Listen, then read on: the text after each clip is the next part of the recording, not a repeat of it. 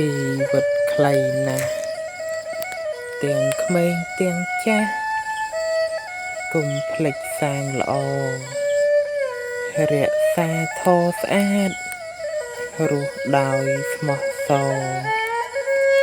កាន់យកសិលធម៌បវរសុខសាន្តបងប្អូនញាតិមិត្តគូអប់រំចិត្តត្បិតកុំខកខានកុំធ្វេសប្រហែសព្យាយាមឲ្យបានទេវតាប៉ុន្មានមើលឃើញរក្សាទោះមានឬក្រគួរសាងគុណធម៌ប្រះចាកទោសា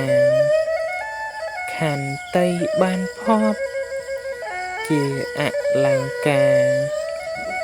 កំចាត់មោហាខ្មាំងអវិជ្ជាក្មេងក្តីចាស់ក្តីគួររៀនលោកលៃស្ដាប់ព្រះធម្មាយកពិចារណាផ្ដាច់អស់កម្មពៀបានសុខជន្មាជាភពយូរទៅអ្នកខ្លះខ្វះបុណ្យតាំងបន្តោសគុណតោះចិត្តញាតផៅមិនជួយសន្តោសមិនស្ដាប់ម៉ែឪសាងទោសអាស្រូវនាំទុកដាក់ខ្លួនគូមានសទ្ធាស្ដាប់ធម៌នានាលះចិត្តកុំគួន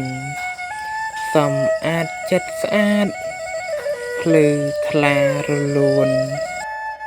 បញ្ញាមមមួនរស់ប្រ